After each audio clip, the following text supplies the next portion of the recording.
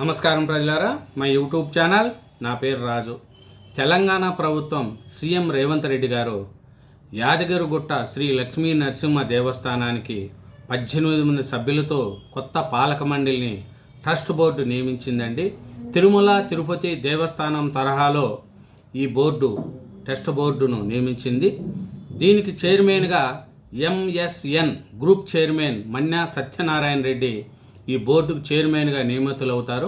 అలాగే ప్రముఖ సినీ నటుడు చిరంజీవి సతీమణి కొన్నిదెల సురేఖ ఈ పాలక మండలిలో సభ్యురాలుగా స్థానం దక్కించుకున్నారు. దీంట్లో మొత్తం 18 మంది చోటు వచ్చిందండి. కానీ ఇది యాదగిరిగుట్టకు మంచి జరుగుతుందనే ఉద్దేశంతో ఈ ఒక టెస్ట్ బోర్డు అనేది సీఎం రేవంత్ రెడ్డి గారు చేశారు. ఇది చైర్మన్గా సత్యనారాయణ రెడ్డిని, సభ్యులుగా కొన్నిదెల సురేఖతో పాటు పలువురు ప్రముఖులను నియమిస్తూ ప్రభుత్వం అధికారికంగా ఉత్తర్వులు జారీ చేసింది. తిరుమల తరహాలోనే యాదగిరిగుట్టలో కూడా భక్తుల కోసం గెస్ట్ హౌస్లు నిర్మించాలని ముఖ్యమంత్రి రేవంత్ రెడ్డి గారు కీలక ఆదేశాలు జారీ చేశారండి. ఇంకా దేవస్థానం పరిధిలో భూముల కేటాయింపు, అభివృద్ధి పనులపై సీఎం స్థాయి ఉన్నత అధికారులతో స్వయంగా సమీక్షలు నిర్వహించారండి. అలాగే ఈ యాదగిరిగుట్ట పాలక మండలి సభ్యులుగా ఎవరెవరు ఉన్నారు ఏమనేది కూడా ఒకసారి మనము చూసుకున్నాం. ఈ చైర్మన్గా ప్రముఖ పారిశ్రామికవేత్త అట్లాగే చిరంజీవి సతీమణికి చోటు లభించడం జరిగిందండి. తెలంగాణ ప్రభుత్వము ఈ 18 మందితో నూతన పాలక మండలిని కూడా ఏర్పాటు చేసింది. బోర్డు చైర్మన్గా తెలుసు కదండి, మన్యా సత్యనారాయణ రెడ్డిని, సభ్యులుగా చిరంజీవి సతీమణి కొన్నిదెల సురేఖ, ఎమ్మెల్యే గడ్డం వినేద్ తదితరులు నియమించింది. మరోవైపు సీఎం రేవంత్ రెడ్డి యాదాద్రి అభివృద్ధిపై ఉన్నత స్థాయి సమీక్ష నిర్వహించారు. భూముల యజమాన్య హక్కులు ఆలయానికే ఉండేలా తిరుమల తరహాలో మఠాలు, అతిథి గృహాలు కేటాయింపు నిబంధనలు, పీపీపీ విధానంలో టూరిజం సర్క్యూట్ అభివృద్ధి చేయాలని అధికారులను ఆదేశించారండి. ఇంకా చూసుకుంటే ఈ యాదగిరిగుట్ట దేవస్థానం పాలక మండలి ఏర్పాటు చేశారండి 18 మందితో. ఈ 18 మందిలో చాలామంది ఉన్నారు. వీళ్ళని కూడా మనం చూసుకున్నాం.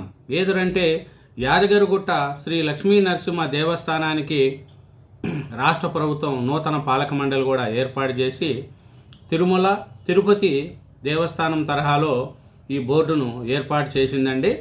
మొత్తం 18 మంది సభ్యులతో కూడిన ఈ బోర్డుకు ప్రముఖ ఔషధ రంగ పారిశ్రామికవేత్త ఎంఎస్ఎన్ గ్రూప్ వ్యవస్థాపక సీఎండీ అయిన డాక్టర్ మన్యా సత్యనారాయణ రెడ్డిని చైర్మన్గా నియమించింది. ఈ బోర్డులో సభ్యులుగా బెల్లంపల్లి ఎమ్మెల్యే గడ్డం వినోద్ వెంకటస్వామి, ప్రముఖ నటుడు మెగాస్టార్ చిరంజీవి సతీమణి కొన్నిదెల సురేఖతో పాటు చిల్లప్పగారి విజయరాజం, తూళ్ళ విజయేందర్, పోచబైన ఈశ్వరమ్మ యాదవ్, గుండు మల్లయ్య, స్వాతి కాంతామణి, ఎం రాఘవేంద్రరావు, డాక్టర్ లక్ష్మీనారాయణ నాయక్ ఆలయ ఫౌండ్ అండ్ ట్రస్టీలు సభ్యులుగా నియమితులయ్యారు. వీరితో పాటు ప్రభుత్వ ప్రధాన కార్యదర్శి, దేవాదాయ ముఖ్య కార్యదర్శి, కమిషనర్, యాదాద్రి జిల్లా కలెక్టర్, అలాగే వైటీడీఏ వైస్ చైర్మన్, ఆలయ ఈఓ, సానాచరులు ఎక్స్ అఫ్సియా సభ్యులుగా వ్యవహరిస్తారు. ఎక్స్ అఫ్సియా ఫౌండర్ ట్రస్టీ మినహా మిగిలిన సభ్యుల పదవీ కాలం 2 ఏళ్ళు ఉంటుంది. ఈ మేరకు దేవాదాయ శాఖ ముఖ్య కార్యదర్శి శైలజ రామయ్య ఉత్తర్వులు జారీ చేశారు. కాగా చైర్మన్గా నియమితులైన మన్యా సత్యనారాయణ రెడ్డి ఉస్మానియా, పాల్మోర్ యూనివర్సిటీల నుండి 2 PhDలు సాధించారు. తర్వాత వ్యాపార రంగంలోకి ప్రవేశించి ప్రపంచవ్యాప్తంగా పరిశ్రమలను విస్తరించారు. గతంలో మహబూబ్ నగర్ ఎంపీగా పనిచేసిన మన్యా శ్రీనివాసరెడ్డికి సత్యనారాయణ రెడ్డి సోదరుడు. ఇది టీటీడీ తరహాలోనే అండి. టీటీడీ తరహాలోనే ఇది యాదగిరిగుట్ట లక్ష్మీ నరసింహస్వామి ట్రస్ట్ ఏర్పాటు చేశారు. దీంట్లో 18 మంది సభ్యులుగా ఉంటున్నారు. వాళ్ళలో మనకు తెలిసే ఉంటుంది, చిరంజీవి గారి సతీమణి సురేఖ గారు ఈ దీంట్లో అవకాశం కల్పించారు. అలాగే ఇది మరోవైపు యాదగిరిగుట్టలో చూసుకుంటా పోతే ఏదైనా సరే ఈ ఫార్మా కంపెనీ అయిన సత్యనారాయణ రెడ్డి గారు అలాగే 10 మందికి అవకాశం ఇచ్చారు. ఎమ్మెల్యే వినోద్ వెంకటస్వామి, కొనెదెల సురేఖ, విజయరాం, తోళ్ల విజయేందర్కు చోటు ఇచ్చారు. బోర్డులో వంశపారపర్య ధర్మకర్త, 7 ఎక్స్ అఫ్సియ సభ్యులు కూడా దీంట్లో ఉంటున్నారండి. వీళ్ళందరూ కూడా కలిసి ఎట్లా అంటే యాదగిరిగుట్ట డెవలప్మెంట్ చేసుకోవడం, యాదగిరిగుట్ట ఎలా ఉండాలా ఏమి, అలాగే తిరుమల తిరుపతి దేవస్థానం అనుసరిస్తున్న కఠిన నిబంధనలకు అధ్యయనం చేయాలని కూడా సీఎం రేవంత్ రెడ్డి గారు స్పష్టం చేశారండి. మరోవైపు యాదగిరిగుట్ట ఆలయ అభివృద్ధిపై మంగళవారం నాడు సీఎం రేవంత్ రెడ్డి గారు ఉన్నత స్థాయి సమీక్ష నిర్వహించారు. ఆలయ పరిధిలోని వివిధ మఠాలు, కులాల సంఘాలకు భూముల కేటాయింపులో తిరుమల తిరుపతి దేవస్థానం అనుసరిస్తున్న కఠిన నిబంధనలు అధ్యయనం చేయాలని కూడా రేవంత్ రెడ్డి గారు ఆదేశించారు. అట్లాగే ప్రాథమికంగా భూముల యజమాని హక్కులు దేవస్థానం పరిధిలోనే ఉండాలని ఆదేశించారు. గుట్టపైన అతిథి గృహాల నిర్మాణానికి ముందుకు వచ్చే దాతల జాబితా రూపొందించి దశల వారీగా అనుమతులు ఇవ్వాలన్నారు. హరే రామ హరే కృష్ణ చారిటబుల్ ఫౌండేషన్కు మార్కెట్ ధర ప్రకారం భూ కేటాయించాలని సూచించారు.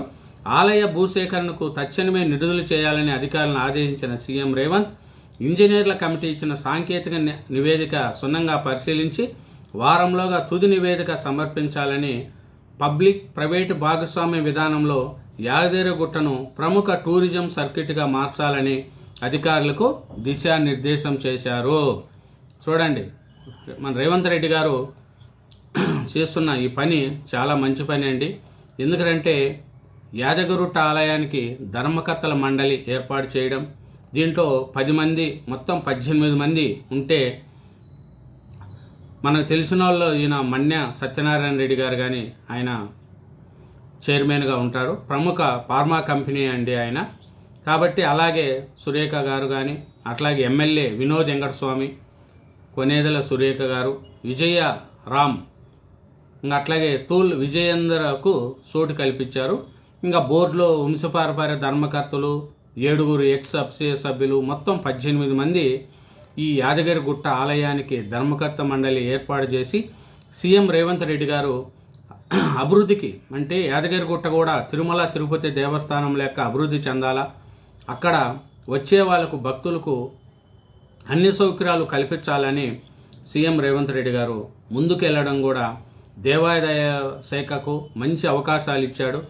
ఎక్కడ కఠినంగా ఉండాలా, భూములు అన్నీ కూడా దేవస్థానం కిందకే రావాలా. కాబట్టి ఈ యాదగిరిగుట్ట ఆలయానికి ధర్మకర్తల మండలి ఏర్పాటు చేసిన రేవంత్ రెడ్డి గారికి కూడా అందరూ కూడా మనం ఒక లక్ష్మీ నరసింహస్వామి ఆలయం అభివృద్ధి చెందే విధంగా ముందుకు పోతుంది అనేది కూడా మనం భావించాలా. కాబట్టి ఈ యాదగిరిగుట్ట ఆలయానికి ధర్మకర్తల మండలి ఏర్పాటు చేసి ఇంకా ముందు ఎట్లా ఉంటుంది ఏమనేది కూడా తర్వాత మనం ఒక వీడియో తీద్దాం. థ్యాంక్ యూ వెరీ మచ్ అండి. ఛానల్ను సబ్స్క్రైబ్ చేయండి, నా వీడియోని లైక్ చేయండి. Thank you, bye.